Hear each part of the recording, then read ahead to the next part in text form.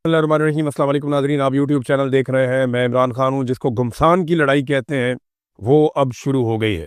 Donald Trump ने एक ऐसा हुक्मनामा दिया है जिसके बाद सूरत हाल मशरिक़ वस्ता की बहुत ज़्यादा ख़राब हो जाएगी, क्योंकि ईरान ने पहले बताया था कि जो हमारे साथ किया जाएगा वही पूरे खित्ते में होगा।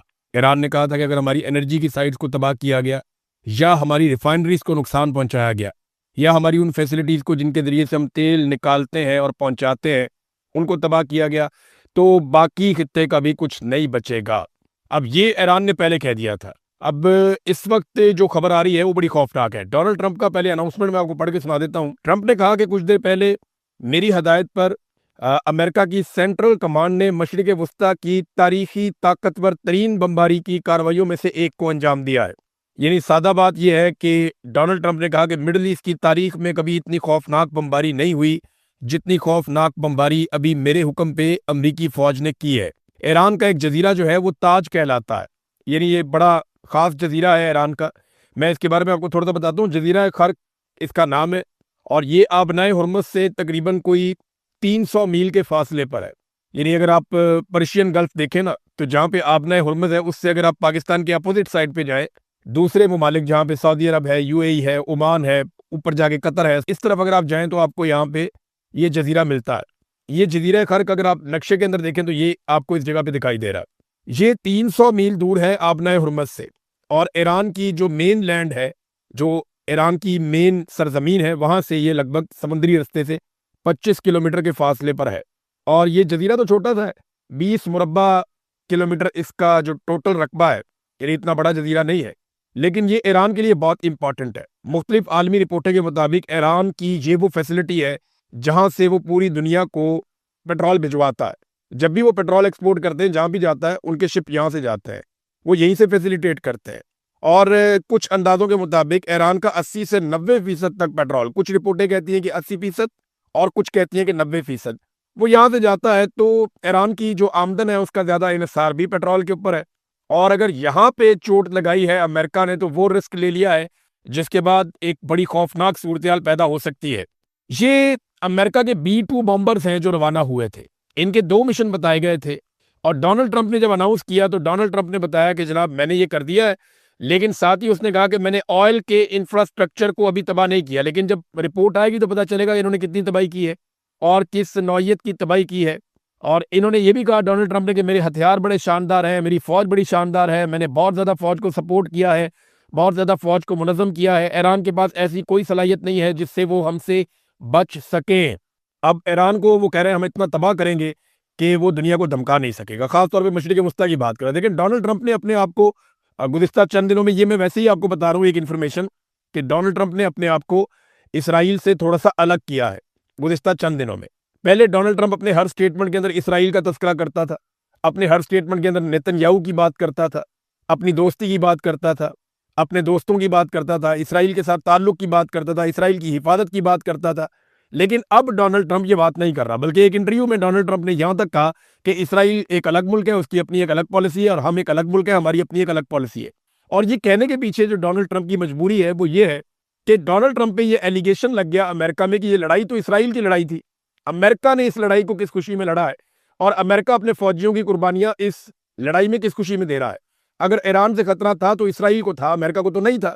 तो अमेरिका क्यों ये कुर्बानी दे रहा है? अब अमेरिका जो है वो मशरिक़ वस्ता का नाम लेता है, खलीजी ममालिक का नाम लेता है, आलमी मंडियों का नाम लेता है, आबनाए हुर्मुज़ का नाम लेता है, बल्कि शुरू में वो इसराइल का नाम लेता था, अब वो नहीं लेता। अब ये जो अटैक किया गया है, इसके बाद ईरान का रद्द-ए-अमल बड़ा खौफनाक होगा, क्योंकि देखिए ईरान ने अभी तक जिस जिस रद्द-ए-अमल का कहा उन्होंने वो रद्द-ए-अमल दिया। ईरान ने कहा कि अगर आप हमारी जो जो चीज़ आप जैसे जैसे तबाह करेंगे, अगर आप हमारा तवानाई का इंफ्रास्ट्रक्चर तबाह कर देंगे और बिजली बंद कर देंगे पूरे ईरान की, तो हम पूरे मशरिक़ वस्ता की बिजली बंद कर देंगे। ये ईरान ने कहा था, धमकी लगाई थी, और उसके बाद अमेरिका ने वो नहीं किया।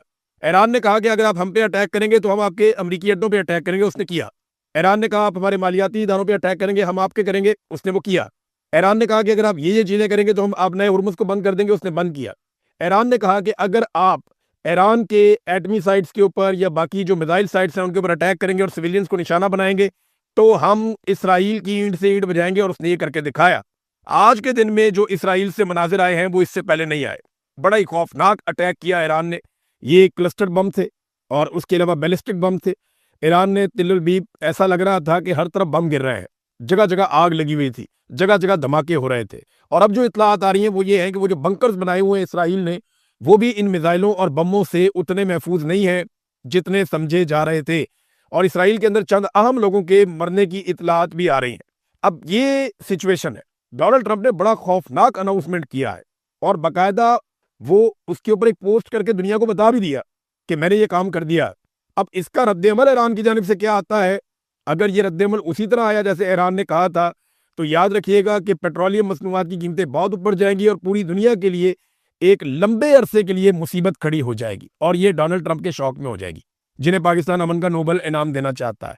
अब एक और काम किया अमेरिका ने 10 ऐसे ईरानी शहरी हैं या लीडर्स हैं जिनके ऊपर इनाम रख दिया। अमेरिका ने कहा इन 10 लोगों के बारे में बताएगा, जो भी 10 में से किसी एक के बारे में बताएगा तो 1 करोड़ अमेरिकी डॉलर मिलेंगे, यानी 10 मिलियन अमेरिकी डॉलर का इनाम हर एक के सर पे रख दिया कि हमें बताएं सिर्फ कि ये कहां पे, इसकी इंफॉर्मेशन दे और हमसे पैसा ले।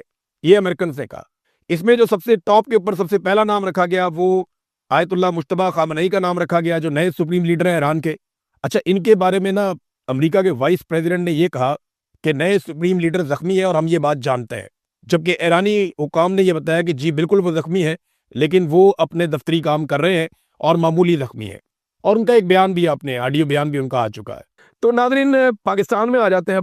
पाकिस्तान में लड़ाई यहाँ फंसी हुई है कि एक तरफ के लोग ये कहते हैं, यानी एस्टेब्लिशमेंट और हुकूमत, कि पाकिस्तान तहरीक इंसाफ सोशल मीडिया के ऊपर जो आसिम मुनीर और उनके साथियों के खिलाफ जो तनकीद करती है वो तनकीद बंद होनी चाहिए। वो कहते हैं जी प्रोपेगेंडा है, ये बंद होना चाहिए। बहुत सारी ऐसी चीज़ें मैं भी सारा दिन में देखता हूँ जो नहीं होनी चाहिए। मैंने कई दफ़ा हर जगह जाता हूँ, लोगों को कहता हूँ कि गाली का जवाब गाली से नहीं देना। बहरहाल दूसरी जानब तहरीक इंसाफ ये कहती है कि जो जुल्म और जबर का सिलसिला है वो बंद किया जाए। यहाँ पे दोनों के सींग फंसे हुए हैं। यानी पीटीआई ये कहती है कि आप जुल्म और जबर बंद करें, हम तनकीद बंद कर देंगे। हुकूमत और एस्टेब्लिशमेंट ये कहती है नहीं जी, आप आसिम मुनीर और उनके साथियों में तनकीद बंद करें, फिर हम आपके साथ बैठेंगे, बात करेंगे। यहाँ पे इनके सींग फंसे हुए हैं। अब अगर पीटीआई के सोशल मीडिया को आप साथ रख देना, तो मैं एक चीज़ आपको बड़ी क्लियरली बता देता हूँ कि इस वक्त पाकिस्तान में जो मौजूदा रजीम है, इसमें सबसे ज़्यादा ताकतवर तो आसिम मुनीर साहब है। आसिम मुनीर के बारे में इस वक्त जो सबसे सख्त पाकिस्तान में मौक़िफ़ है पाकिस्तान तहरीक इंसाफ के अंदर, वो इमरान खान साहब का है। ये आप क्लियर कर लें कि कोई शख्स भी इमरान खान साहब के मौक़िफ़ के आद तक भी नहीं पहुंच सका जो इमरान खान साहब जेल से बैठकर बात करते हैं। ये तहरीक इंसाफ की कहानी। सोशल मीडिया के वो अकाउंट्स जो नॉन लोग हैं, जिन्हें लोग जानते हैं और जिनका ताल्लुक पाकिस्तान तहरीक इंसाफ से, जिन्हें पाकिस्तान तहरीक इंसाफ ओन करती है, वो भी जब तनकीद करते हैं आसिम मुनीर साहब के खिलाफ, तो वो इमरान खान साहब की तनकीद को ही आगे बढ़ाते हैं, या इमरान खान साहब जो नैरेटिव देते हैं वो उसी के ऊपर चलते हैं, या फिर वो जुल्म और जबर के खिलाफ रद्द-ए-अमल देते हैं। लेकिन जो लोग पाकिस्तान तहरीक इंसाफ का ऑफिशियल सोशल मीडिया चला रहे हैं, वो जो तनकीद करते हैं वो इमरान खान साहब की तनकीद की रोशनी में करते हैं। तो असल में अगर किसी ने मामला करना है तो वो इमरान खान साहब से करना है, और ये मामला इमरान खान के साथ इस्टेब्लिशमेंट ने ही करना है जाके, और मौजूदा हुक्मरानों ने साथ जाके बैठ के करना है। राणा सनाउल्लाह साहब ने कहा जी 4-5 बंदे मिलकर बैठ जाए। अब लोग उसके ऊपर कह रहे हैं जी कि इमरान खान साहब राजी नहीं होंगे बैठने के लिए, बाकी लोग बैठ जाए। तो ये फैसला इमरान खान ने या मौजूदा रजीम ने करना है। मौजूदा रजीम अगर संजीदा होता, देखें ये बयानिया बनाया जा रहा है कि इमरान खान बात नहीं करना चाहते, या जो पाकिस्तान से बाहर मौजूद लोग हैं वो बात होने नहीं देना चाहते। तो अगर इमरान खान सुबह बैठ जाए बातचीत करने के लिए, तो कौन है जो कहे कि बात नहीं करनी चाहिए? बताएं ना, पूरी दुनिया में कोई एक बंदा बताएं जो ये कहे कि इमरान खान को बातचीत नहीं करनी चाहिए। कोई ज़हनी मरीज ही होगा जो ये कहेगा कि बातचीत नहीं करनी चाहिए। मुझे तो नहीं लगता पाकिस्तान तहरीक इंसाफ का कोई ऑफिशियल सोशल मीडिया या जो लोग पाकिस्तान से जर्नलिस्ट बाहर आ गए हैं, कोई भी ये कहेगा कि इमरान खान को बात ही नहीं करनी चाहिए। ये तो सब कहते हैं कि जंगों का फैसला भी टेबल के ऊपर होता है। तो इमरान खान को और बाकी लोगों को अगर बैठ के बात करनी है तो बात करके कोई मसले का हल निकाल लें। अगर इमरान खान ने बात ना करनी होती तो पिछले साल मुज़ाकरात शुरू ना होते, और जब पिछले साल मुज़ाकरात हुए तो सब ने उसको अप्रिशिएट किया कि ठीक है यार, इमरान खान ने फैसला किया है तो इसमें से कोई नतीजा निकलेगा या ये एक्सपोज हो जाएंगे। तो वो एक्सपोज हो गए, नतीजा निकला ही नहीं। देखिए, दरअसल ये एक वारदात है जो मुझे दिखाई दे रहा है। कोई भी मुज़ाकरात इमरान खान से करने में संजीदा नहीं है। अगर ये संजीदा होते तो इमरान खान और बुशरा बीबी को इस वक्त सजाएं ना सुनाई जा रही होती। अगर ये संजीदा होते तो बैरून मुल्क जो सहाफ़ी मौजूद है या दीगर लोग मौजूद हैं, उन्हें इस वक्त सजाएं ना सुनाई जा रही होती। 85 साल की सजाएं इन्होंने दे दी। फिर जो पकड़ दकड़ हो रही है लगातार, जो प्रोपेगेंडा लगातार करवाया जा रहा है, ये ना करवाया जा रहा होता। फैज़ हमीद वाले बयान के बाद अली अशफाक का लाइसेंस मुअत्तल हो जाता है। फिर आप देखें ना, इमरान खान साहब की कैद तन्हाई, इसको आप गौर करें। अगर मुखलिस होते हैं मुज़ाकरात में तो इस वक्त इमरान खान की कम से कम अचकज़ई साहब से, बैरिस्टर गौर साहब से, अल्लामा राजा नासिर अब्बास साहब से या ऐसे लोगों से मुलाकात करवा देते जिन लोगों के बारे में एस्टेब्लिशमेंट कम से कम ये समझती है कि मामला फ़हम लोग हैं, ये मामला आगे हल होने की तरफ जाएगा। लेकिन किसी की इस तरफ तवज्जो नहीं है, ना कोई ये करना चाहता है। मेरी दानिश में ये मेरा एनालिसिस है। ये सिर्फ कह रहे हैं कि मुज़ाकरात करना चाहते हैं और इमरान खान नहीं चाह रहा मुज़ाकरात करना, ऐसा नहीं है। अगर कोई भी इमरान खान साहब से बात करने जाएगा तो वो बात कर लेंगे, लेकिन बातचीत होगी जिन शराइत में यहाँ मामला फंस जाता है। इमरान खान कहते हैं कि ये हुकूमत जाली है, ये अवाम ने बनाई नहीं, ये ज़बरदस्ती लाकर बैठाए गए हैं लोग। आप नया इलेक्शन करवा लें या फिर आप मैंडेट जो है वो वापस करें, यानी कोई इंसाफ की बात कर लें ना, कोई डेमोक्रेसी की बात कर लें।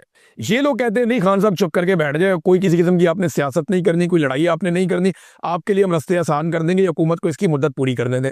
दूसरी कहानी ये, अब यहाँ पे जो भी फैसला करना है वो इमरान खान ने करना है। बाहर बैठा हुआ कोई आदमी हो, एक्स वाई जेड कोई भी हो, किसी के पास ना ये इख्तियार है, ना कोई मेरे ख्याल में ये चाहेगा कि वो इमरान खान साहब को यहाँ से कोई रिमोट कंट्रोल से कंट्रोल कर ले। ये हो ही नहीं सकता। इमरान खान इनसे कंट्रोल, इमरान खान का सोशल मीडिया है, लोग इमरान खान को सपोर्ट करते हैं, लोग इमरान खान की बात सुनते हैं। अगर वो ये कहे कि मैं आज मुज़ाकरात शुरू करता हूं और हम बैठे हैं पाकिस्तान के लिए, आओ बैठो, कोई रास्ता निकालते हैं, तो सबकी इज्जत बच जाएगी। लेकिन ये लोग ये चाहते नहीं है, कि इनका प्लान नहीं है, ये सिर्फ दिखा रहे हैं कि हम मुज़ाकरात करना चाहते हैं, लेकिन मुज़ाकरात में संजीदगी किसी की नहीं है। अब सोहेल बड़ाई जैसे लोग जो हर दौर के डिक्टेटर के मदा सरा रहे हैं, हर दौर का डिक्टेटर, जिस दौर में जो भी डिक्टेटर आया, जो फौजी चीफ आया, ये हमेशा उसके मदह सरा रहे। आप उठाकर सुहेल वड़ाइच की सारी तहरीरें और सारी जिंदगी का आप रिकॉर्ड देख लें। मैंने तो एक मज़ाहिया प्रोग्राम करते थे एक दिन जियो के साथ, वो बड़ा कॉमेडी किस्म का प्रोग्राम था, अजीबोगरीब किस्म का। उसके बाद जनाब ने ये कॉलम शॉलम भी इन्होंने किया। इनकी आप सारी जिंदगी की सहाफत उठा के देखें सुहेल वड़ाइच की, ये जर्नैलों के हक में ही रहे हमेशा, जब तक जर्नैल ताकत में रहा। ये ऐसे वारदात नहीं है, इस तरह के लोग ये जब भी देखते हैं ना कि अब ये जर्नैल का बुरा वक्त आ गया या इस जर्नैल को अब गुड बाय करने का वक्त आ गया, तो ये कुछ थोड़ा बहुत उसके खिलाफ खड़े होकर इनकलाबी बन जाते हैं। ये आसिम मुनीर का बुरा वक्त आएगा ना तो ये इसके खिलाफ भी लिखना शुरू हो जाएंगे। ये जनरल बाजवा के खिलाफ अब लिख देते हैं, अक्सर बात कर देते हैं। जब तक वो इक्तदार और ताकत में था उसके बारे में इन्होंने कभी कुछ गलत नेगेटिव नहीं किया। ये वक्ती तौर पर इनकलाबी बनते हैं फॉर द टाइम बीइंग, और वो इसलिए बनते हैं कि अब इन्हें पता होता है कि ये वाला डिक्टेटर या ये वाला जर्नैल जाने वाला, इसके खिलाफ थोड़ा बहुत बोल देते हैं। जिसके पास ताकत होती है उसकी ये मदद सराई करते हैं और हमेशा करते हैं, ये इनका तरीकाकार है। आजकल ये एक नया चूरन लेकर आए हैं जनाब कि कौमी हुकूमत की तश्कील। अब ये इसकी कहानियां सुनाने जाए, कौमी हुकूमत बनेगी।